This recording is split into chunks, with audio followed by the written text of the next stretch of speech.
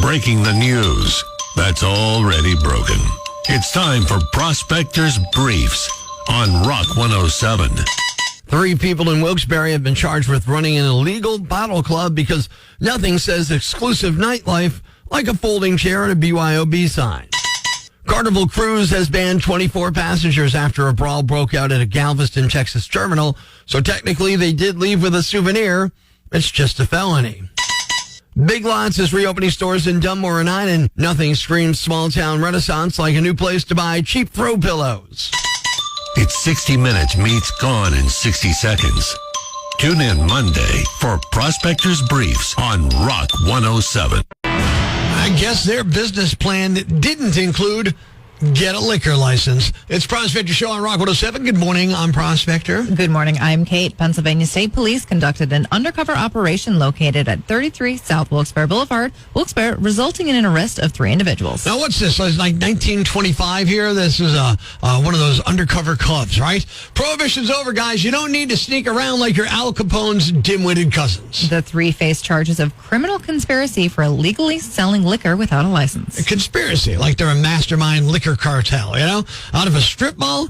All right, boys, here's the plan. We're going to sell tequila shots for $5, and by next year, we're the Pablo Escobars of Wilkes-Barre. According to court records, 2 undercover troopers from the Bureau of Liquor Control Enforcement paid a $20 per person cover charge to enter the establishment. They're charging people $20 to get into this dump. That's what gets me. Like, you're paying for what? The privilege of drinking overpriced, unlicensed hooch in a sketchy pool hall? Inside, they observed and documented the unauthorized sale of alcohol, which violated Pennsylvania's liquor laws. So they slapped down their $40, and then these geniuses behind the bar are like, hey, welcome to our totally legit operation. Meanwhile, the troopers are like literally taking notes. Oh, liquor, illegal sales, write that down, check. No license, check. These guys are dumber than a bag of hammers, check. I mean, how did you not see this coming? That's what I don't get. The raid was a part of an ongoing investigation into illegal activities at the club, which had been operating without the proper licensing. Now, here's my thing. Why go through all this hassle? Pennsylvania's got bars in every corner. If you want to sell drinks, go buy a liquor license. I know they're not cheap, but get it. Fill out the paperwork, pay the fees, boom, then you're legit. But no, these guys are like, paperwork's for suckers. Woo! Let's live the outlaw life. The charges were filed following the operation, and the case is pending in Luzerne County Court. All right, here's my advice for them. Ready? Next time, open a food truck or something. Sell tacos. No trouble at all, right? At least then, the only thing you're dodging, a bad review on Yelp. It's Prospector Show on Rock 107. And Kate, it's time for a visit from the epitome of masculinity. At least in his own mind. Mr. Manley on Rock 107. Hey, Mr. Manley here with lesson number 648 in How to Be Manly. I was out with my buddies the other night, and Rich, who I've known since grade school, dropped a bomb on me. He's decided to get married to his girlfriend, Colleen, and wants me to be his best man. Well, after I gathered my senses, I said, are you nuts? Haven't you heard the expression, why buy the cow when you can get the milk for free? You're rushing things. You've only been with her for 18 years. But, regrettably, I said, okay, and we'll have a bachelor party that'll set an all-time record. Rich asked if I would call Colleen's maid of honor, Sophie, so that we could work in conjunction to make an easier transition. Well, I called Sophie, introduced myself, and immediately got a tone from her that was similar to mine. That being a disapproval of the wedding. I said, as long as we're both on the same page, why not meet for a pizza tonight? She agreed, and when we met, well, she was not what I was expecting. She was lean, attractive, and not wearing a wedding band. 3 qualities I admire. We got along well and agreed the marriage was not a good thing. I told Sophie I took the liberty of calling Rich's girlfriend from high school, Laura, the one he was crazy about, and she's agreed to jump out of his bachelor party cake. She said, great, I'll get Colleen and tell her there's something fishy about the bachelor party to get her curiosity up. We agreed it was a good plan and decided to talk after the party. The bachelor party was wonderful. Everyone drinking, enjoying all the delights, and the food wasn't bad either. Then the cake rolled out with that special surprise for Rich of his ex, Laura. As she jumped out of the cake, smearing frosting on him, that's when Colleen burst into the room, went into tears, and said the wedding is off. Thinking mission accomplished, I was still on another mission, though. I called Sophie and met her for a nightcap. Our glasses touched, and I asked what her objections to the wedding were. She said Rich hasn't grown up, is still on the playground, and has never learned respect. Now, defending my friend Rich, I thought I could put Sophie in her place and do so in a manly manner. If you ever find yourself in a similar situation, follow along in your manly manual, page number 648, and repeat after me. Number 1, hey, Sophie, you like a grown-up? Check this out. It's all grown up. Number 2, come on, you still have memories of the playground. What do you say you ride on my Tilt-A-Whirl? Number 3, you want respect. Tonight, I will teach you the true meaning of respect. Soon after, as Sophie grabs you by your grown-up, tosses it into the playground, teaching you the true meaning of respect, you'll realize just what kind of man you really are. Until next time, this is Mr. Manley saying be manly and good day. Are you like me? Do you search for the kids' menu first at a restaurant? Do you separate your foods like you're eating off of a tray in elementary school? Oh, the good old days.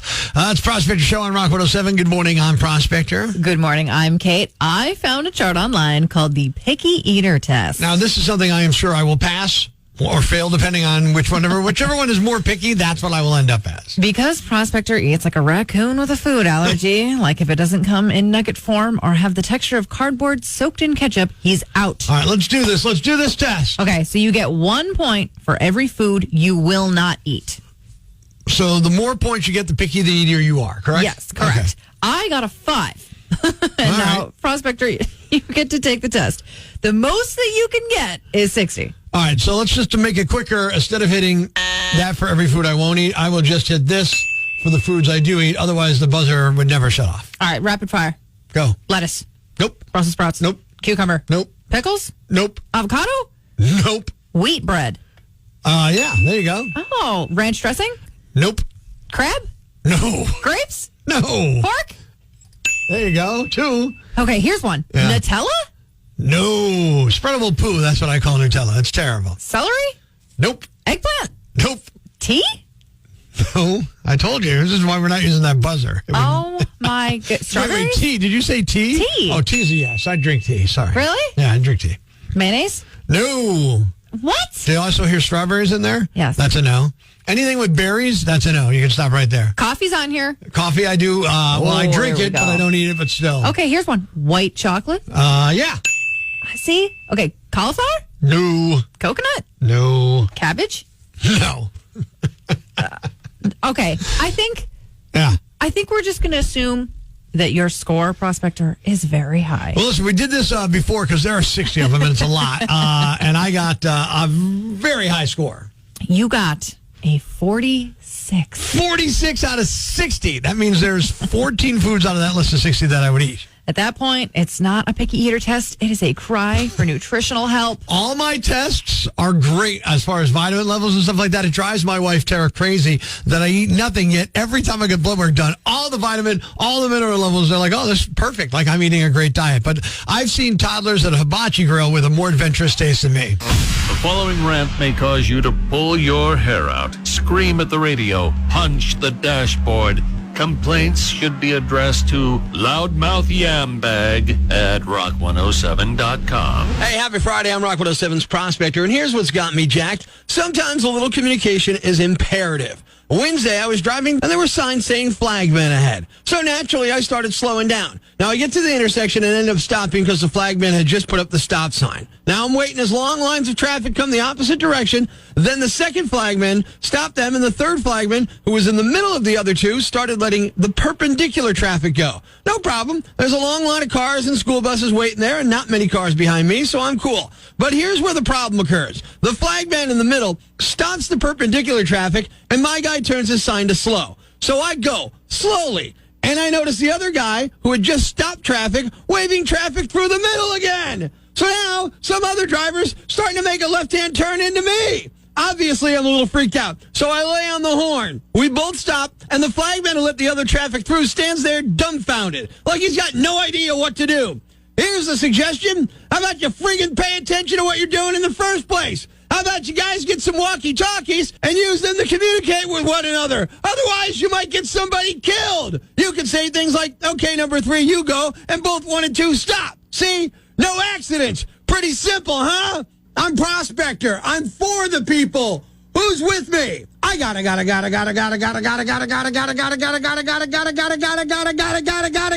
go crazy, man! Ever see the crazy guy screaming at the wall outside the Times building? Where does this rage come from, my son? Tweet us with hashtag #IFoundProspector and we'll come and get him. Prospector. Mornings on Rock 107. Life's pretty tough right now. There's plenty of bad news, but it's not all bad. It's time for the brighter side of Prospector on Rock 107. A 115-year-old British woman has become the world's oldest living person. Ethel Catterman credits her longevity to, quote, never arguing with anyone, listening, and doing what I like. Thanks. We needed that. The brighter side of Prospector on Rock 107. Ladies and gentlemen, grab the kids, call your neighbors, and gather around the radio. It's now time to announce the winner of Prospector's Yam Bag of the Week, as decided by you at rock107.com. We uncover the most baffling, ridiculous, pathetic, cockeyed, laughable, preposterous blunders in the world of misdeeds. Nominee number 1. Imagine how frustrating it would be to have your property destroyed because of someone reckless who couldn't control their fire.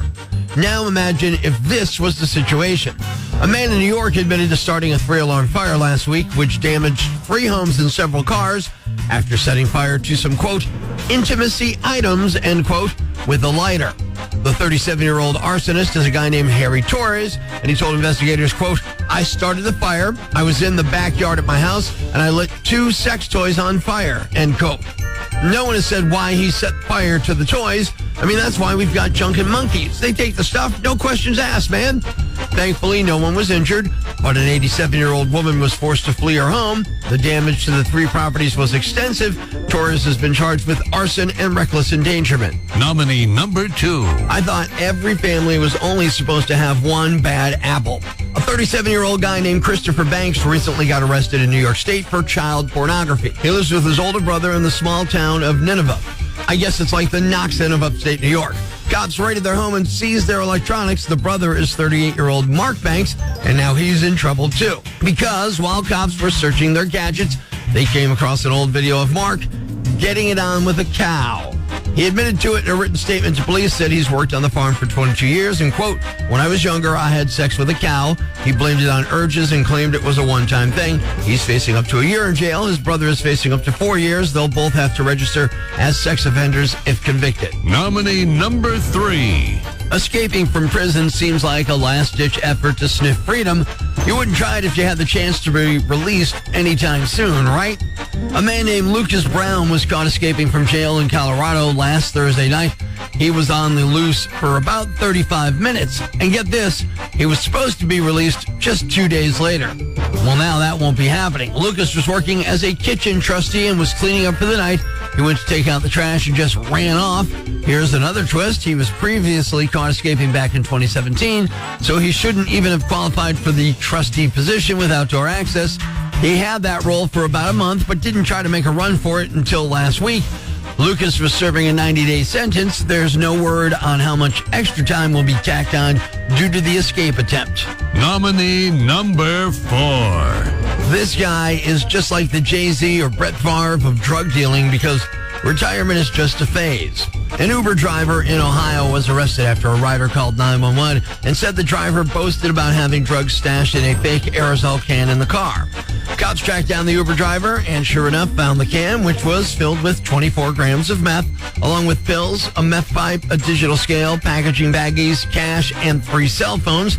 The driver was ID'd as Robert Rose and was also wearing a shirt that read, "Retired Drug Dealer." I guess he'd come out of retirement. Robert was charged with drug trafficking, possession of felony drugs, and possession of drug paraphernalia. And the winner is the guy who got busted for having sex with a cow because his brother got busted for child pornography. And when the cops were searching devices, they found the video of the cow sex. You are the Yam Bag of the Week. Keep it here for all the nominees for Prospector's Yam Bag of the Day, weekday mornings on Rock 107.